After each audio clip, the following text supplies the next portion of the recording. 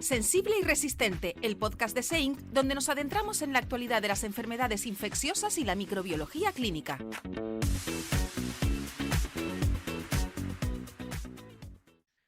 Hola, hola, bienvenidos a otro capítulo de Sensible y Resistente. Poneos cómodos que vais a disfrutar un montón.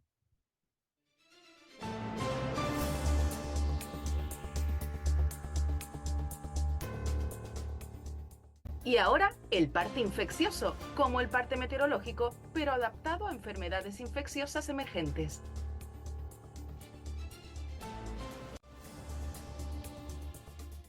Abrimos el episodio de hoy con 3 noticias.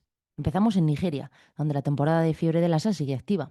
A principios de abril de 2026, el brote acumula 170 muertes en todo el país, con una tasa de letalidad del 24,8%, superior al 18,8% registrado en el mismo periodo en 2025. Los casos se concentran en 5 estados, que aglutinan el 84% de las infecciones confirmadas. Conviene recordar que la fiebre de Lassa es endémica en Nigeria. El reservorio es la rata Mastomys natalensis, es decir, la rata común africana, y la transmisión ocurre principalmente por contacto con excreciones de roedores contaminadas. Lo que distingue este brote es el dato de los trabajadores sanitarios. 38 han sido infectados, una señal de alerta sobre las condiciones de control de infección en los centros de salud de las zonas afectadas. Desde Tailandia, una noticia que los clínicos europeos podemos no tener en el radar. Meloidosis. Entre el 1 de enero y el 16 de abril de 2026, el país ha notificado 732 casos y 23 muertes. La agente causal es Burkholderia pseudomallei, una bacteria gram negativa ambiental presente en el suelo y el agua de zonas tropicales y subtropicales, con especial concentración en el noreste de Tailandia. La transmisión ocurre principalmente por contacto de piel no íntegra con el suelo o el agua contaminada, aunque también por inhalación o ingesta. Los casos aumentan significativamente tras inundaciones o fenómenos meteorológicos extremos en zonas endémicas. Los grupos de mayor riesgo son agricultores, mayores de 50 años y pacientes con diabetes, enfermedad renal crónica o inmunosuprimidos. La clínica es variable, desde una infección cutánea localizada hasta una neumonía o septicemia. Los síntomas aparecen habitualmente en torno a los 7 días tras la exposición, aunque en aproximadamente el 5% de los casos pueden desarrollarse meses o incluso años después por reactivación de una infección latente. La mortalidad oscila entre el 10 y el 50% incluso con tratamiento. Ante un paciente con este cuadro y antecedente de viajes al sudeste asiático o noreste de Australia, debe considerarse en el diagnóstico diferencial. Cerramos cerca de casa. Italia registra un aumento significativo de hepatitis A en el primer trimestre de 2026, con 160 casos notificados solo en marzo, concentrados en las regiones de Lacio, Campania y Puglia. El patrón apunta al marisco como factor de riesgo. La Fiscalía de Nápoles y la Unidad Sanitaria de los Carabinieri investigan la posible venta ilegal de mejillones contaminados. Existe también una vía de transmisión sexual entre hombres que tienen sexo con hombres que representa el 11% de los casos en lo que va de año. Esto nos recuerda que antes de viajar, a donde sea, conviene revisar si la zona de destino tiene circulación activa. La vacuna frente a hepatitis A es segura y eficaz. Seguiremos informando.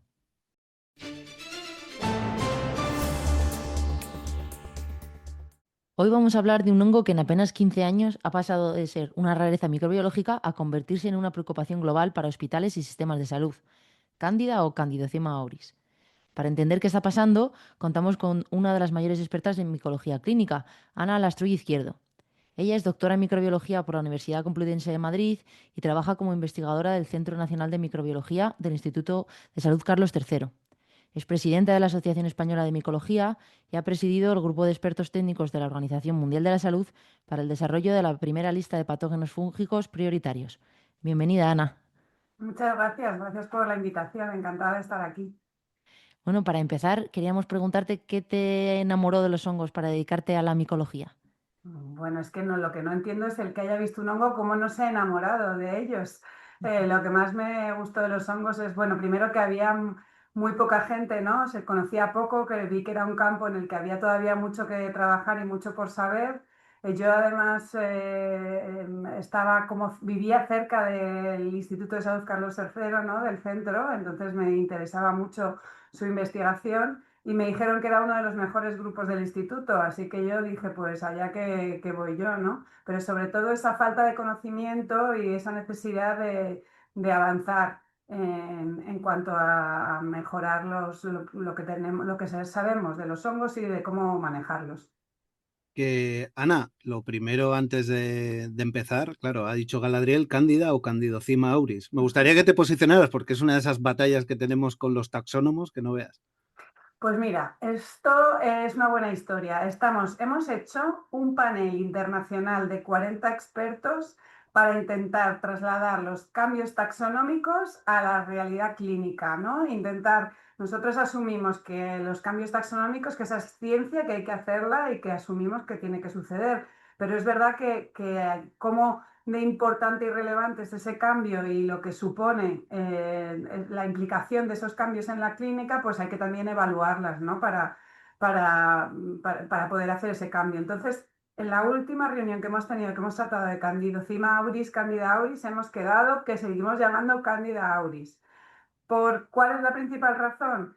Aunque lo correcto es Candidocima auris, creemos que todavía queda mucho por conocer en ese grupo taxonómico y que a lo mejor hay alguna reorganización más. Entonces pensamos que, bueno, por ejemplo, uno de los ejemplos fue la Querapsidia corymbifera, que pasó durante unos años, se llamó Mycocladus corymbífer y al final ahora es Lichenia corymbífera. Pues no queremos que tengamos que hacer todos el esfuerzo de pasar por un Mycocladus corymbífer que ahora mismo nadie usa, ¿no? Entonces hemos pensado que hay que esperar unos años a que se asiente ese nombre y sobre todo que es una especie bastante nueva y que con llamar Cándida ya tenemos suficiente. Así que de momento, Cándida auris. Y como dices Fantástico. que es muy, muy novedosa, pues claro, nos gustaría saber cuál es el origen de Candida auris. Pues mira, la primera cepa, el origen se describió en 2009 en una secreción de un oído, se describió esa cepa de Candida auris, ¿no? Fue una especie nueva, no estaba hasta ahora, y luego desde entonces, ahí 2009, pues no dio mucho ruido, pero empezaron un poco más adelante a describirse brotes por esta nueva especie en hospitales de muy difícil transmisión. Entonces fue como unos años después esa explosión en número de casos en todo el mundo. Se han mirado retrospectivamente en colecciones de estas que tienen mucha solera y muchos años y la verdad es que antes había muy poquitas. O sea, en algunas colecciones muy antiguas han encontrado alguna cepa, pero muy raro. Casi todas las colecciones que han mirado retrospectivamente años para atrás, desde 2009, no han encontrado casi casos de Candida auris. Es nuestro caso. Nosotros tenemos una colección de más de 13.000 levaduras y no teníamos ninguna Candida auris. Mm. ¿Y cómo se explica este fenómeno de que haya aparecido simultáneamente en muchas partes del planeta? Pues la pregunta del millón, eso es lo que nos estamos preguntando todos, ¿no? Hace tiempo, además es que parece, no hay varios clones, o sea, es que no es la misma ni siquiera, ¿no? Parece, inicialmente pensamos, bueno, pues desde Japón, por lo que pasó esa cepa, ¿no? Como surgen así las grandes pandemias, pues por lo que sea dio un salto evolutivo por algo, se adaptó a la infección al ser humano y de repente, pues por la transmisión de pues, los viajes o por la globalización, pues se ha expandido, pero la realidad es que no, es que hay clados diferentes que se diferencian muchísimo entre sí, o sea, hasta ahora creo que estamos entre 6 7 grupos distintos, ¿no? de Candida auris. Se dice que dentro de un mismo grupo se parecen muchísimo genéticamente la mayoría de los aislados, pero entre grupos distintos se distancian un montón. Entonces la realidad es que no se sabe, hay varias hipótesis, pero nadie ha conseguido entender el porqué de esa explosión de repente en un patógeno que no existía y de repente lo tenemos en un montón de sitios. Y esto de los clados que comentas, que es tan importante, que luego hablaremos, sobre todo por el tema de resistencias, claro, ¿qué clado es el que es predominante? Porque suele haber implicaciones geográficas, ¿verdad? Sí, tenemos eso ahí. Está el clado, bueno, tenemos el clado de Sudamérica, que además ha causado así bastantes brotes en Colombia y así, que ese es el clado 4. Nunca me lo sé en orden, ¿eh? Me sé el clado 3, que es el de Sudáfrica, que ese es el que causó inicialmente el brote nuestro en España y creo que es el que más casos tenemos. El clado 1 creo que es el de Japón, precisamente el que se describió ahí en Japón. No, perdona, mira, mira que lo tengo aquí. El clado 2 es el del este de Asia, el que se describió en Japón. El clado 1 es el sur de Asia, sobre todo en la India. El clado 3 hemos dicho el de Sudáfrica, el clado 4 el de Sudamérica luego un clado 5 en Irán, en el Oriente Medio, y el último hay un clado 6 que parece que también tiene su sentido, que se ha descrito en Singapur. Así que de momento tenemos 6 ya, teníamos 4, aumentamos el 5 y ya recientemente el 6 y no sé si a lo mejor no estoy puesta del todo y hay un séptimo. Yo tengo que preguntarte por el tema de las manzanas, porque había oído que, bueno, pues que en esa lucha con la que queremos acabar con las bacterias, al final acabamos ayudando igual a los hongos, ¿no? Y para que se conserven las manzanas en los supermercados, pues se utilizan productos, ¿no? Bactericidas y fungicidas, y ahí la Candida auris, pues se libra de todo y triunfa. Pues es que eso es lo que ahora últimamente yo más repito, ¿no? Que en realidad los hongos son principalmente patógenos de plantas. Entonces se utiliza muchísimo fungicida en todo el mundo para proteger los cultivos, no solo las manzanas. De hecho, hay un aumento de resistencia también en Aspergillus fumigatus, que es un hongo filamentoso, y se ha visto que está mediada por el uso de fungicidas azólicos en la agricultura, de hecho principalmente en Holanda, y lo han relacionado con tanto campo de tulipán que tienen allí, que los tienen regados de azoles, ¿no?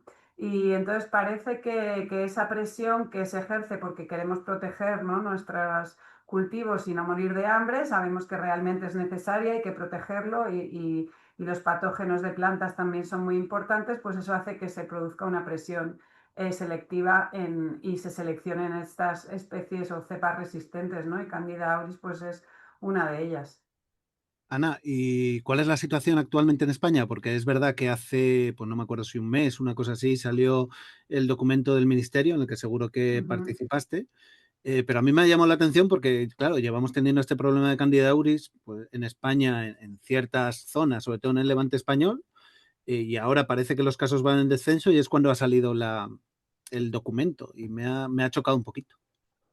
Pues mira, yo esto es lo de siempre, ¿no? La necesidad política es cuando llaman desde arriba, desde abajo es más difícil. Entonces, lo que ha pasado ahora es que el ECDC lleva ya hecho 4 encuestas a nivel europeo, ¿no? Y en las 4 encuestas, pues hemos ido viendo que en España había casos. Pero en la última encuesta ha hecho el doble en general en toda Europa, ¿no? Han aumentado exponencialmente. Entonces ya los del ECDC, el Centro de Control de Enfermedades Europeo, se ha puesto en serio y entonces ha empezado a llamar a la acción, está intentando poner en marcha algunas actividades. Entonces yo creo que eso ha hecho que desde España pues se pongan más en serio, ¿no? Porque parece que vamos a tener que hacer un sistema más activo de vigilancia, implementar diferentes procedimientos, ¿no? Entonces yo creo que ha sido las dos cosas. Es verdad que también hay que tener en cuenta que en España, aunque tenemos el problema desde hace tiempo, ha sido generalmente local, regional, o sea, nunca hemos tenido, hay situaciones, ahora mismo hay países en donde tienen una situación bastante más complicada. Y yo también quiero, que es una de las cosas que me preguntaban, ¿no?, del ECDC, quieren ver que nosotros fuimos de los primeros en tener, entonces hemos hecho muchísima labor, yo creo más bien desde la parte científica técnica, ¿no? Incluso la SEIN, varios grupos de la SEIN pusimos unas recomendaciones ya hace tiempo en cuanto lo vimos, ¿no?, el brote, pues hemos hecho bastante hincapié en formación, en crear conocimiento, ¿no? Y hemos tenido también una masa crítica, un montón de personas trabajando en hospitales realmente viviendo con el brote, que aunque hemos tenido un montón de casos y somos el país con más casos totales reportados, lo que se ve es que en España está bajando el número de casos.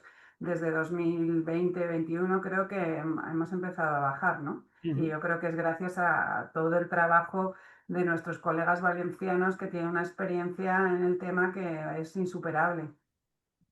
¿Y qué es lo que la hace diferente de otras cándidas que hace que, bueno, pues que tenga esa capacidad de transmisión en el hospital? Pues mira, es una de las cosas que tienes esa, es como esa resistencia que no es solo a los tratamientos antifúngicos, sino que también están los desinfectantes. Parece que los desinfectantes normales que se utilizan en los hospitales, pues no son muy buenos. Lo que se recomienda sobre todo es el amonio, o sea, lo que no se puede utilizar es el amonio cuaternario, que se utiliza muchas veces, y lo que es más activo es el cloro, el hipoclorito y el peróxido de hidrógeno. Eso parece que son los que realmente funcionan. Y lo que tiene es que se pega muchísimo a superficies, o sea, es una candida que está en todas las partes. Cuando se han hecho estudios en todos los brotes que se han sucedido a lo largo del mundo, se ven en todas partes, aparecen en los termómetros, en los fonendos, en los colchones, en las parabenes, o sea, está en todas partes. Aparte también es una cándida que tenemos en la piel, es como la cándida parapsilosis y de hecho se parece en cierta manera a este otro problema que tenemos también ahora con el aumento de cepas resistentes de Candida parapsilosis, ¿no? Parece como que tienen esa especial capacidad de adherirse a tejidos, a plásticos y estar colonizando la piel de seres humanos. También se ven esas capacidades de formar biofilms, también típico de Candida parapsilosis, que están asociadas muchos al uso de catéteres, ¿no?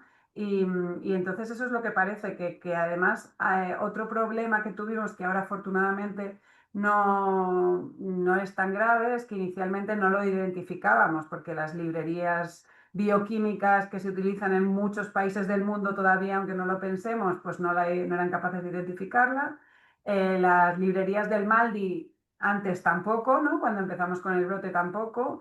Y ahora ya sí que se han actualizado y se pueden hacer, pero al principio pues nada, se dispersó por todo el mundo, así un poco por lo bajín y sin dar mucha alerta, ¿no? Y además que tener en cuenta que en realidad todavía en España, pues, o en España y en todo el mundo, ¿a qué se hace sensibilidad antifúngico? ¿Qué es lo que llama la atención? Esa resistencia, ¿no? Pero hacemos solamente sensibilidad antifúngicos a los casos graves, a las infecciones, a las candidemias, pero no a lo que está circulando por allí. Entonces eso, la persistencia en el ambiente, además se ve que dura mucho, o sea, que cuesta mucho quitárselas de encima, que son también resistentes no solo a los antifúngicos, sino a los desinfectantes habituales, y hay que hacer unos tratamientos especiales, y esa capacidad de adherirse a superficies y de transmitirse de persona a persona. Ana, referente a la resistencia, lo que a mí me llama la atención es, como has comentado antes, la emergencia de los distintos clados, que realmente los multiresistentes no son todos los clados, es decir, no todas las Candida auris son iguales. Entiendo que sí que sean parecidas a nivel de biofilm y a nivel de esa resistencia de antisépticos, pero a nivel de antifúngicos no, y me llama un montón la atención. Sí, casi todas son resistentes a fluconazol, que eso es lo que, claro, todavía aunque la recomendación, las guías ya recomiendan las equinocandinas como primera línea de tratamiento para las candidemias, todavía el fluconazol es lo que se usa en muchos sitios y principalmente como tratamiento oral, ¿no? Porque las equinocandinas pues es intravenoso. Entonces, el 90% de los aislados son resistentes a fluconazol. Y luego, como dices, sobre todo el clado 1 es el que se ha visto, que es además el que está produciendo el brote en Grecia, sobre todo, y creo que en Italia también, es el que parece que tiene más multiresistencia. Y ahí tiene pues como el 50% resistente a anfotericina B y entre 7% o así pueden ser resistentes a las candinas. Y se han visto que hay como un 4% de las cepas que son panresistentes. O sea, se han descrito, es la primera cándida que puede ser resistente a todo, a candinas, anfo y azoles. Entonces es una situación bastante complicada. Has comentado de refilón la Candida parapsilosis. Ujú. Resistencia a flujo. Me ha llamado la atención lo que has dicho de los desinfectantes, porque claro, hay ciertos hospitales que todavía utilizamos amonios cuaternarios. ¿La situación de Candida parapsilosis resistente a flujo es análoga con los amonios cuaternarios? O sea, es una muy buena pregunta que tenía que haberme sabido, pero no te puedo responder, pero creo que es muy parecido todo, ¿eh? O sea, que en esta en concreto no me lo sé, pero sí que sé que esas Candidas parapsilosis resistentes a fluconazol que están apareciendo tienen las mismas, unas características muy similares a auris en cuanto a que se pegan muchísimo a superficies, es difícil de eliminar, son bastante persistentes y hacen muchas biopelículas. Entonces, tendría que, la del amonio cuaternario, no me lo sé, es muy buena pregunta y hay que averiguarlo. Pero No, lo que no te preocupes. yo... Yo lo voy a comprobar porque, claro, Sí. en nuestro hospital utilizamos amonios cuaternarios y no hemos tenido brotes de Candida parapsilosis resistente a flujo, pero siempre está ese temor. Y lo otro que te quería preguntar es sobre el tema, no es una pregunta, porque yo he escuchado la sesión que daban desde los hospitales de Valencia sobre esos cambios de colchones y esa secuencia temporal de esos cambios de colchones y colchones desechables y cómo producían un gasto horroroso. Y entiendo que España ha generado esa evidencia que dices tú en cuanto a control de la infección, que igual si quieres podemos hablar ahora un poco referente a Candida auris. De toda la evidencia que se ha generado, ¿cuál crees tú que es la principal salvaguarda de una infección por Candida auris y poderla controlar? Lo que creo que estamos todos de acuerdo es que lo más importante es vigilar, o sea, que una vez que la tienes ya por todo el hospital es súper difícil de controlarlo y tardas muchísimo. O sea, lo más importante es intentar, lo que se ha visto que es más efectivo es en aquellos sitios, en cuanto se ha detectado un brote, o sea, un caso o dos puntuales y se han puesto las medidas a punto, se ha conseguido controlar y que no se disemine. Los problemas, yo pienso que sucedieron en Valencia primero porque evidentemente no se controlaba, tardamos mucho en darnos cuenta, ¿no? Pero en cuanto ya sabemos que hay un brote de Candida auris, pues lo típico, o sea, precauciones de contacto, o sea, aislar a los pacientes, hacer un estudio de controles de sus contactos, ¿no? Y comprobar a ver, se puede aislar por paciente o en cohortes, ¿no? Cuando ya lo tienes ahí un poco más disperso, y hacer vigilancia activa en las guardias, o sea, en los centros, o sea, en las unidades en donde veamos que hay algún caso. Nosotros, mira, justo ahora estábamos preguntándonos eso porque la realidad es que cómo lo vemos, o sea, ¿qué se hace una identificación bien y a una sensibilidad antifúngico, ¿no? Pues a lo que causa infección. Entonces, muchas veces, aunque se hagan estudios de vigilancia, sobre todo en unidades de cuidados intensivos y cosas así, pues no se llega a identificar ni a saber su patrón de Sí, sensibilidad, ¿no? En Cándida. sobre todo el tema de las identificaciones de los portadores, ¿no? En el Claro. caso de faringios y rectales, no sé si se recomienda algún otro tipo de muestra. Pues sobre todo a mí se ve que está mucho en piel, ¿no? En ingle, axila, parece que es donde se están recogiendo, pero es verdad que, porque claro, faringios y rectales es más para las cándidas que están en el tracto digestivo y parece que ahí es más Candida albicans, Candida glabrata, mientras que para Psilopsis y auris son más de piel, entonces se recomienda hacer alguna toma superficial, ¿no? Cutánea. Y eso es lo que os estaba diciendo. Estamos ahora viendo la realidad de queremos hacer un estudio en el que vamos a comparar, que se van a hacer todo, identificación y sensibilidad a todo lo que entre en, creo que son 13 hospitales en Europa. Los 50 primeros aislados que entren viniendo de una unidad de cuidados intensivos, independientemente de la relevancia clínica, se le va a hacer identificación y sensibilidad y vamos a compararlo con los que ellos harían por definición, ¿no? Y ver si ahí nos estamos perdiendo algo, porque para mí esa es la clave. No, todavía no tenemos mucho problema, creo, aunque claramente se está viendo que se está aumentando, pero si lo tenemos, no sé hasta qué punto es necesario ya implementar sistemas de vigilancia activos en todos los centros, mientras que no tengamos un nivel de endemicidad más alto, pero hay que estar atentos y por lo menos preparados para ver si llegamos a aumentar ese nivel de riesgo, si deberíamos tener algún tipo de medida de este tipo, ¿no? Ujú. Entonces, si un hospital detecta su primer caso, ¿cuáles serían los pasos más importantes a dar? Como siempre, aunque sé que esto a veces funciona mejor y otras veces peor, preventiva, ¿no? Avisar a preventiva siempre. Y es formar un equipo multidisciplinar, porque sobre todo con Candida auris es complicado. Aislar al paciente o a los pacientes con las medidas de precaución y contacto, y luego hacer vigilancia de los contactos, desde luego, mirarse a los contactos y hacer vigilancia activa a partir de ese momento en esa unidad del hospital, desde luego, y vigilar a ver si puede estar en otras unidades. Eso es lo más importante. Aislamiento de casos y luego la desinfección con los recomendados, ¿no? Eso, decimos peróxido de hidrógeno, hipoclorito, parece que es lo que más activo frente a ellos, ¿no? ¿Y vigilancia ambiental? Sí, lo ideal sería para ver específicamente dónde está. También se ha hablado mucho de si hay que decolonizar a los pacientes o no. Se ha visto que, o sea, no hay mucha evidencia al respecto de si realmente se podría con clorexidina, pues, pero parece que no hay mucha evidencia, que es muy difícil realmente decolonizar a los pacientes y lo que mejor funciona parece que es aislarlos, ¿no? Intentar que no se expanda el brote, tenerlo restringido, medidas de precaución y contacto y sobre todo detectar rápidamente quiénes son aquellos que pueden estar portando esa Candida auris.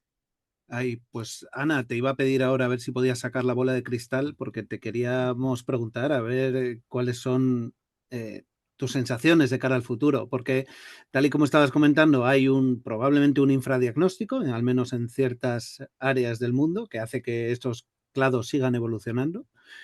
Y sin embargo, en Europa parece que la vigilancia va mejorando, pero claro, desde que se vigila y se intenta controlar, parece que al menos nuestro país está disminuyendo los casos, pero en todo ese contexto me gustaría saber qué crees que va a pasar.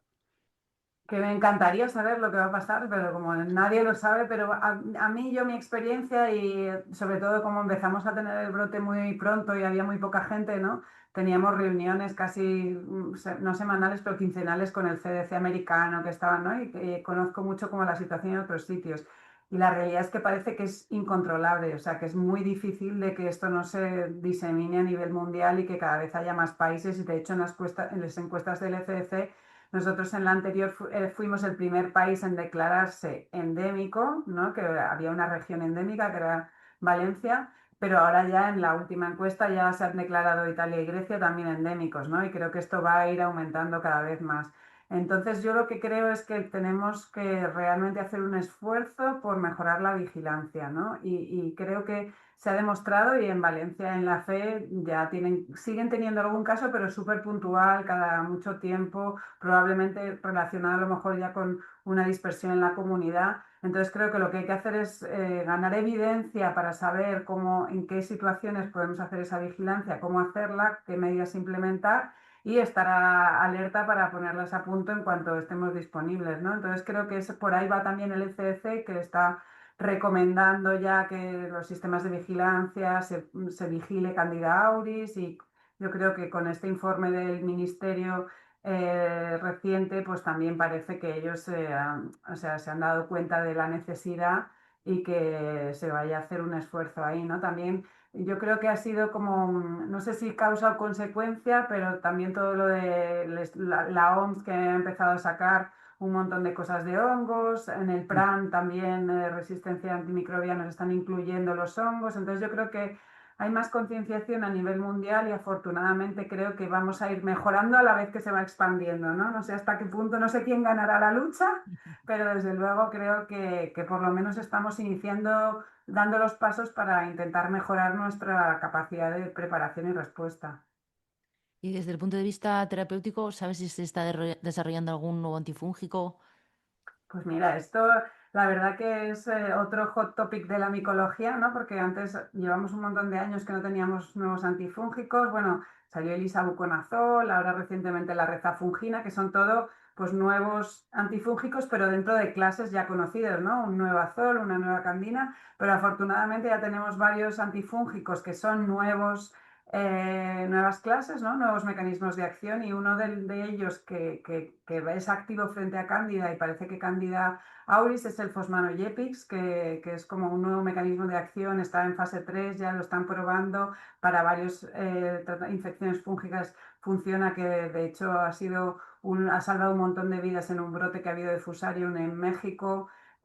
Por meningitis fusarium. Entonces yo creo que por lo menos el Fosmanogepix va a poder dar así una herramienta más en aquellos casos en los que haya cepas multiresistentes, ¿no? Porque en realidad la mayoría de los brotes que nosotros hemos tenido aquí, las infecciones graves, las candidemias, se tratan con equinocandinas y normalmente están funcionando. A veces asocian la 5-fluorocitosina, que es complicado porque es un antifúngico que ya en España no está muy disponible, pero se ha asociado a la 5-fluorocitosina y también parece que con buen pronóstico, ¿no? Lo que sí que es, en general, fluconazol no, azoles pues es complicado, y hay muchas cepas, o sea, hay un porcentaje de cepas resistentes a anfotericina que hay que tener en cuenta, por lo que parece que no sería la mejor opción.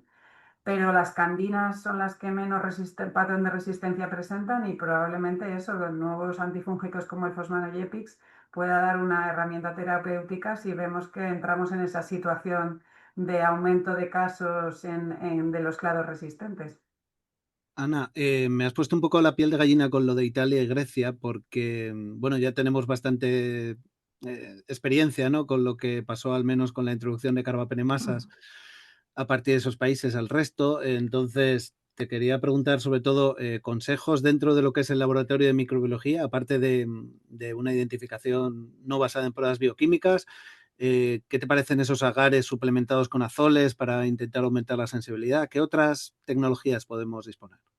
Pues mira, ya tenemos el Chromagar Candida Plus que detecta auris, ¿vale? Que ya han detectado porque sabéis que el Chromagar pues da diferentes especies de cándida, pues dan diferentes colorines, ¿no? Pues han conseguido dar con el uno que es el auris, que tiene como, además de ser azul, tiene como un halo, un halo que rodea la colonia que también es azul. Entonces, parece que eso puede ser útil y además también, por ejemplo, el brote de Valencia, en esa situación en la FE, lo que implementaron fue un Chromagar normal con fluconazol incluido. Entonces yo creo que en esta situación incluir ese screening con un agar homogénico suplementado con fluconazol puede ser muy útil para detectar ya no solo que la Candida auris, que la podríamos detectar, pero también la Candida parapsinosis, ¿no? En la resistencia, las Candidas parapsinosis resistentes a fluconazol, pues a lo mejor nos sirve para matar dos pájaros de un tiro. Uh-huh. Muy bien, pues ya, por desgracia, tenemos que ir acabando. No sé si hay algo que se te haya quedado en el tintero que te gustaría comentarnos. Pues no, yo creo que más o menos los mensajes creo que están claros. Para mí hay que mejorar mucho la vigilancia. Una vez que se detecta un caso, rápidamente avisar a preventiva, formar el equipo multidisciplinar, aislar el caso, mirar los contactos, implementar vigilancia activa, ¿no? Hasta que por lo menos lo controlemos. El manejo como una candidemia, la recomendación es también dar una quinocandina. Y creo que tenemos que darnos una palmadita en la espalda a los españoles, que a pesar de ser famosos por nuestros brotes iniciales, hemos aprendido mucho y los colegas valencianos tienen ahora un montón de evidencia y han sido líderes mundiales de opinión en Candida auris y creo que han conseguido también que disminuya el número de casos, ¿no? Entonces creo que en este caso es un éxito de la microbiología y la infectología española en el que, bueno, vamos viendo que mientras que en otros países europeos empiezan a despuntar los casos, en nuestro país lo estamos intentando controlar, ¿no? Así que nada, confiar en la ciencia, en nuestro sistema sanitario, en los científicos que están también en la SEIM y en los grupos de estudio y agradecer a todo el mundo que, vamos, yo estoy aquí hablando de esto gracias a que hay personas en todo el mundo estudiándolo, ¿no? E intentando mejorar el conocimiento sobre esta infección. Pues muchísimas gracias, Ana. La verdad que ha sido un placer como siempre. Y bueno, una última recomendación que sería que en el caso de que se detecte alguna, también contactar con vosotros para poder Sí, realizar el nosotros... análisis de secuencias también. Sí, qué buen punto, Diego. Nosotros siempre recomendamos, ¿no? Que cuando tengáis a alguien cosas raras, pues que está bien mandárnoslo. Por un lado también para confirmar y también nosotros para poder ver un poco cómo está evolucionando, si vemos que son clados diferentes y están relacionados un poco y sobre todo en Candida auris creo que tenemos que hacer este esfuerzo de controlar un poco y saber qué es lo que vamos teniendo. Entonces nosotros tenemos un programa de vigilancia antifúngicos, que cualquier cosa que sospechéis que pueda ser resistente se puede enviar al Centro Nacional de Microbiología y siempre todas las cepas que nosotros recibimos le hacemos identificación molecular y si viene por el programa de vigilancia de resistencia, por supuesto, antifungigrama por EUCAST. Entonces, que sigamos trabajando juntos y luchando por seguir controlando estos patógenos resistentes y disminuir la resistencia, ¿no? Muchísimas gracias. Ay, muchas gracias a vosotros de nuevo por la invitación, por la iniciativa que me encanta, que yo soy ya una asidua escuchante de vuestro podcast, aprendo muchísimo y a la SEIM por permitiros y por permitirnos a todos este foro de contacto que la verdad que es maravilloso. Bueno, Ana, hasta la próxima. Gracias, hasta la próxima. Cambio de guardia. Atención, última llamada a los viajeros con destino Bilbao. Se ruega a los asistentes del Congreso SEIM embarquen por la puerta G49. Ay, a ver si llego a la puerta de embarque, que está siempre, cuanto más lejos parece el aeropuerto, que no llego nunca. Ahí va, pero espera, a ver quiénes están. Hombre, yo conozco a estas dos personas. Está aquí Matilde Sánchez Conde y está Nieves La Rosa. Son la presidenta y vicepresidenta del comité organizador. ¿Cómo estáis? Hola Diego, pues fenomenal, aquí de camino al Congreso. ¿Y tú? ¿Cogéis el mismo vuelo que yo? ¡Qué bien! Sí, así podemos charlar un Claro, poco durante el camino. Pues mira, y así tal. aprovecho porque he mirado un poquito el programa y igual me sabéis decir qué nos espera un poquito. Pues tenemos cosas súper interesantes y además son cosas que están propuestas ya no solo por el supercomité científico que tú conoces muy bien, sino por los socios, que es una cosa estupenda, que los socios se impliquen y que nos hagan propuestas muy chulas, porque además luego el trabajo está en intentar evitar repetirnos, ¿no? Pero yo creo que este año vuelve a ser un programa muy diferente. Mati, ¿qué tenemos como súper importante? ¿Qué es lo que tenemos así guardado como sorpresa para Pues yo te la diría, sesión especial? fíjate, Nieves, súper importante, me resulta difícil elegir una cosa, porque yo no voy a tener tiempo para ir a todo. Menos mal que lo vamos a grabar y luego vamos a poder verlo después. Pero bueno, pues cosas novedosas de todos los ámbitos, porque como dices, como son los socios también y los grupos los que proponen, pues siempre tenemos cosas muy de actualidad. Por ejemplo, vamos a abrir el Congreso con una sesión interesantísima de hongos, de todas las novedades de hongos, que hace tiempo que no nos centrábamos en eso. Vamos a hablar de cosas de infecciones de transmisión sexual, va a haber talleres interesantísimos de enfermedades tropicales, mesas redondas de resistencias, virus, micobacterias. No sé si tú te lo has revisado y a ti te ha llamado algo más la atención. Bueno, yo estoy como muy emocionada con los temas otra vez de este año. Va a haber también aspectos muy prácticos como la mesa de gestión, ¿no? Que va a tocar temas como el IVDR, que nos preocupa a los microbiólogos un montón, pero luego es todo el entronque que tenemos en las mesas microinfecciosas que yo creo que merece la pena que la gente le eche un vistazo al programa antes de ir. Luego, por supuesto, las sesiones de póster y de comunicaciones, que esto sí que es como la gran ganancia del Congreso. O sea, es por donde empezamos todos, pero yo creo que es donde está la novedad. Totalmente. Es súper difícil, perdona Mati, al Sí, final elegir cuando ocurren tantas cosas a la vez, por eso es importante que se grabe y que luego uno pueda revisar todas esas cositas. efectivamente. Diego, ¿tú te lo has mirado antes? ¿A ti así Yo tienes ahí un planning o hay he mirado una ruta?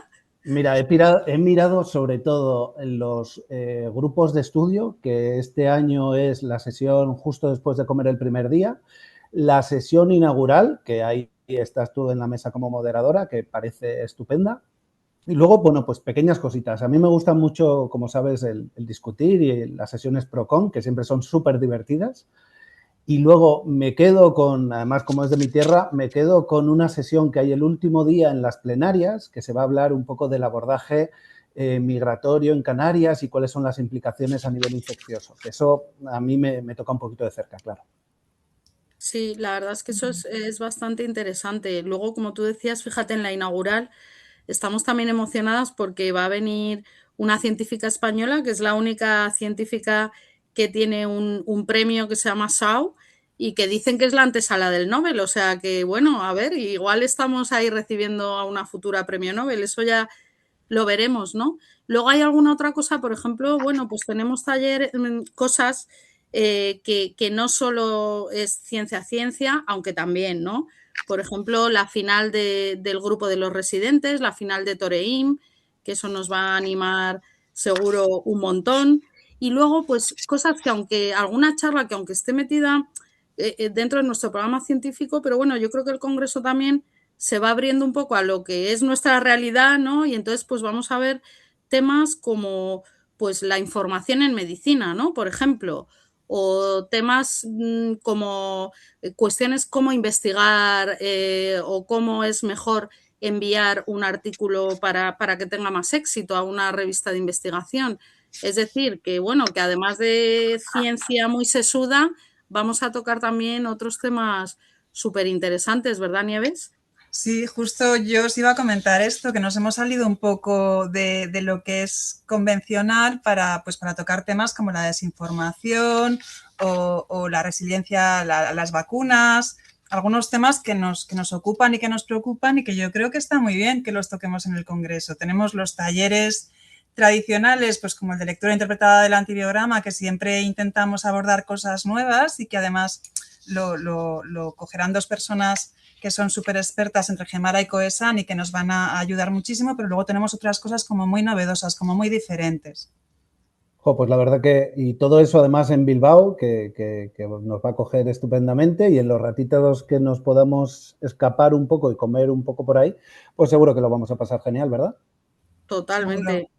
El otro día estuvimos viendo la sede, ¿verdad, Nieves? Y la verdad es que, bueno, para que esté todo muy bien preparado, es una sede fantástica. Bueno, no le podemos poner ningún pero. Vamos a volver a tener Céntrica, Mati, ¿Perdón? además es muy céntrica, cosa que se agradece. Efectivamente, eso es muy importante. Vamos a poder ir andando desde los hoteles. Volvemos a tener el primer día un cóctel a la salida de la inaugural, que ya os adelantamos que va a ser de nivel. O sea, Diego, no faltes, ¿eh? Porque vamos a tener además ahí, pues bueno, mucho nivel en el cóctel. O sea que... Y que al final el congreso es un punto de encuentro, que está muy bien, ¿no? Que nos podamos ver en un ambiente mucho más distendido, que ahora en los hospitales casi no tenemos tiempo y en el día a día no tenemos tiempo. Y entonces encontrarnos aquí en un espacio en el que no solo hay ciencia, sino que también, bueno, a mí me hace mucha ilusión siempre este congreso. Oye, pues yo creo que vamos a ir ya entrando porque si no nos van a cerrar el embarque. Tenéis entrada, o sea, perdón, tenéis asiento en la zona VIP, ¿no? ¿Os han puesto?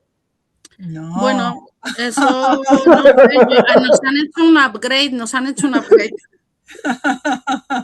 Bueno, pues es que no nos queremos perder nada desde el primer minuto. Nos vemos entonces luego y ya a partir de mañana en el congreso ya lo pasaremos bien. Fenomenal, Diego. Bueno, un beso. Un gusto encontrarte, Diego. Un abrazo.